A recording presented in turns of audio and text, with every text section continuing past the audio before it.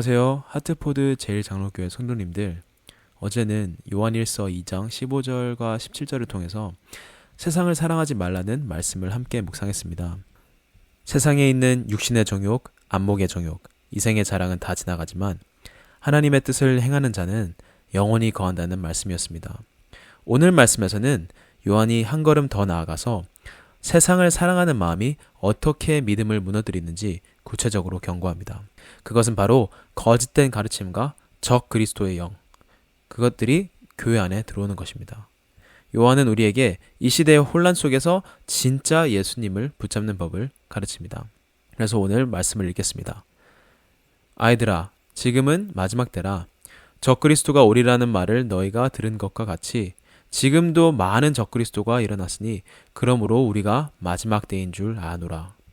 그들이 우리에게서 나갔으나 우리에게 속하지 아니하였나니 만일 우리에게 속하였더라면 우리와 함께 거하였으려니와 그들이 나간 것은 다 우리에게 속하지 아니함을 나타내려 함이니라. 너희는 거룩하신 자에게서 기름 부음을 받고 모든 것을 아느니라. 아멘. 자, 먼저 18절에 요한은 지금은 마지막 때라 말하며 경고합니다. 마지막 때라고 보통 우리가 들으면 저희는 흔히 주님이 곧 오실 때를, 미래의 종말을 생각할 때가 많은데 요한은 1세기 때 이 편지를 쓰면서도 지금은 마지막 때라고 합니다. 나중에 오는 것이 아니라 지금은 이라고 합니다.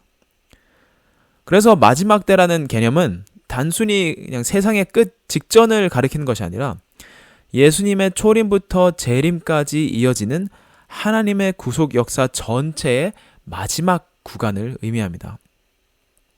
따라서 요한이 살던 시대도 마지막 때였고 지금 우리가 살고 있는 이 시대 또한 마지막 때인 것입니다. 그리고 요한은 이렇게 말합니다. 적그리스도가 오리라는 말을 너희가 들은 것과 같이 지금도 많은 적그리스도가 일어났으니. 이제 종말론에 관심이 많으신 분들은 항상 이 적그리스도에 대한 언급을 많이 하십니다. 근데 사람들은 흔히 이 단어가 요한계시록에 있을 거라고 생각하지만 사실 요한계시록에는 적그리스도라는 언급이 한 번도 없습니다. 그런 용어가 없어요. 이 용어는 어디서 나타나냐? 성경에서 유일하게 적그리스도라는 단어를 쓰는 곳은 요한 1서와 요한 2서입니다.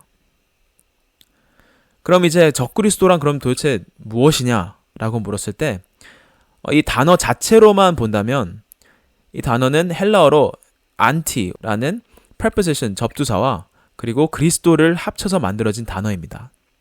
이 안티라는 접두사는 대적하거나 대체를 의미합니다. 그래서 적그리스도의 특징은 예수님을 대적하거나 예수님을 대신하려는 자들이라는 것을 우리는 알 수 있습니다. 그리고 보통 사람들이 이 종말론을 말할 때 흔히 이제 한 인물로서 특정한 적 그리스도 한 명을 상상하는데 사도 요한은 여기서 지금도 많은 적 그리스도가 일어났으니 라고 말합니다. 근데 이것을 적을 때 요한은 헬라어로 단수로 적 그리스도라고 적는 것이 아니라 복수로 적습니다. 많은 적 그리스도들이 일어났다고 말하는 것입니다. 한 명이 아니라. 즉 이제 이미 수많은 영적 세력이 예수를 대적하고 대체하려고 요한 때에도 그 당시에도 활동하고 있다는 의미입니다. 그래서 오늘날 이것을 우리가 한번 본다면 예를 들어 통일교회 문선명이나 하나님의 교회 안산홍은 자신들을 재림 예수라고 칭했습니다. 그래서 그들이 그리스도를 대체하려고 하는 것을 봤을 때 그들은 요한이 말한 그 많은 적그리스도들에 해당되는 것입니다. 그리고 요한은 이렇게 말합니다. 적 그리스도들이 일어났으니 그러므로 우리가 마지막 때인 줄 아노라. 그래서 다시 한번 말씀드리자면 요한에게 마지막 때라는 개념은 다가오는 먼 미래를 두고 적은 것이 아니라 이 편지를 썼던 1세기 당시부터 이미 시작된 것이었습니다. 그리고 요한은 이어서 19절에 이렇게 말합니다. 그들이 우리에게서 나갔으나 우리에게 속하지 아니하였나니 만일 우리에게 속하였더라면 우리와 함께 거하였으려니와. 이 말씀을 우리가 이해하려면 요한이 우리라는 표현을 이 편지에서 어떻게 사용하고 있는지를 살펴봐야 합니다. 이제 요한은 때로 우리라고 언급할 때 모든 그리스도인 전체를 언급하기도 하지만 이 편지를 쓸 때 또 특정하게 우리와 너희를 아주 분명하게 구분하기도 합니다. 예를 들어 1장에서 요한은 우리가 보고 듣고 만진 생명의 말씀을 너희에게 전했다라고 말합니다. 즉 거기서 우리는 사도들과 그 증인들을 뜻하고 예수님을 진짜로 본 증인들을 뜻하고 너희는 그들의 사도들의 가르침을 받고 믿은 성도들을 의미합니다.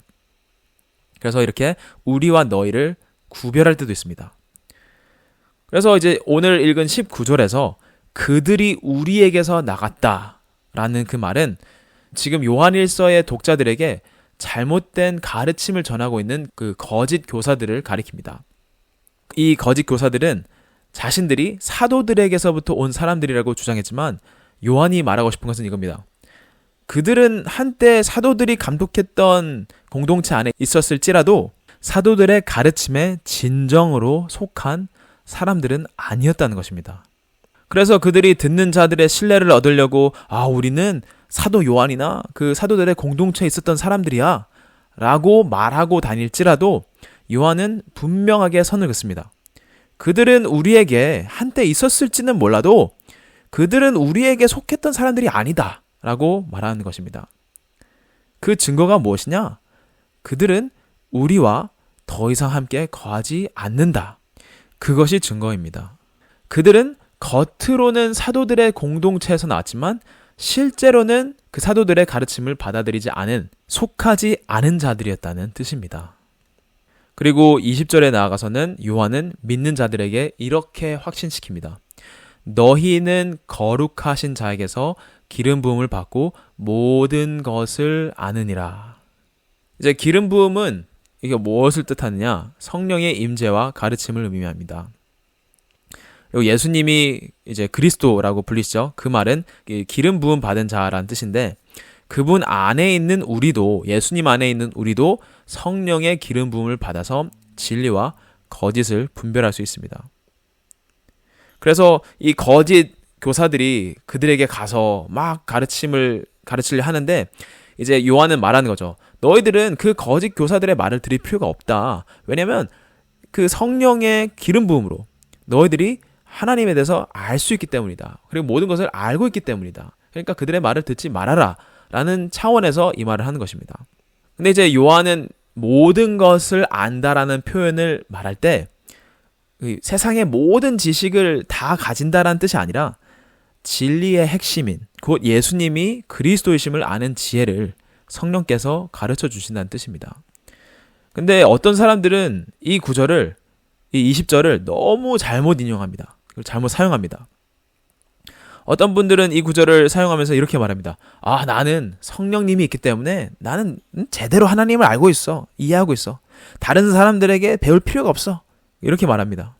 근데 이거는 굉장히 잘못된 태도이고 잘못된 말씀 인용입니다. 예를 들어 이제 가수 박진영이 요즘 성경을 가르치는데 그가 말하기를 기존 교회는 좀 전부 다 잘못 알고 있다라는 식으로 이제 말하고 본인이 깨달은 것들이 더 맞다라는 뉘앙스로 말을 합니다. 물론 이제 박진영이 하는 말이 다 틀린 건 아니겠죠. 근데 그런 태도는 절대 건강한 방향이 아닙니다. 지금 요한이 너희는 모든 것을 안다라고 할 때 말하는 건 개개인을 가리키면서 너라고 하는 게 아니라 너희를 가리키면서 말하는 겁니다. 한 명이 아니라 교회 공동체에게 말하는 것입니다. 그래서 이 모든 진리를 안다는 것은 하나님을 믿는 공동체에게 성령을 통해 알려주신다는 것이지 한 사람이 모든 진리를 다 안다고 말하는 게 아닙니다. 그래서 어떤 사람이 이 구절을 쓰면서 나는 다른 가르침이 필요 없어 그렇게 말하는 것은 이 말씀을 완전히 잘못 사용하는 것입니다. 만약에 개개인이 진리를 다 스스로 혼자 알 수 있다면 하나님이 굳이 목사와 교사와 선지자와 사도들을 이렇게 세우면서 이제 부르실 필요가 없겠죠. 그 필요가 없죠. 하지만 성도들이 개개인으로서 말씀을 깨닫기가 힘드니 교회에게 하나님은 직분들을 세워주시는 것입니다. 그래서 하나님의 말씀을 개개인이 부분적으로는 깨닫지만 함께 시너지를 합쳐서 하나님을 함께 알아가며 개개인이 아니라 공동체로서 모든 것을 알게 되는 것입니다. 하나님은 우리가 혼자 알아가는 것이 아니라 함께 알아가는 것입니다. 그것이 바로 교회를 통한 성령님의 역사이십니다. 그래서 오늘 성도님들도 그리스도를 대적하거나 대척하는 가르침들을 잘 분별하시고 예수님을 붙드시고 교회 공동체를 통해서 우리가 함께 하나님을 더욱더 알아가는 하루가 되시기를 축복합니다. 기도하시겠습니다. 하나님, 이 마지막 때에 거짓된 영에 속지 않고 저희가 진짜 예수님만 붙잡게 도와주세요. 세상을 사랑하는 마음보다 하나님의 진리를 사랑하는 마음이 커지게 해주시고 성령님이 저희 안에 가르치시고 깨닫게 하시는 분별력을 따라 살게 하시고 교회 공동체 안에서 함께 배우고 자라가며 서로를 세워주는 지체가 될 수 있도록 도와주세요. 오늘 하루도 주님과 동행하며 진리 안에서 흔들리지 않는 믿음으로 살아갈 수 있도록 기도합니다. 예수님의 이름으로 기도합니다. 아멘.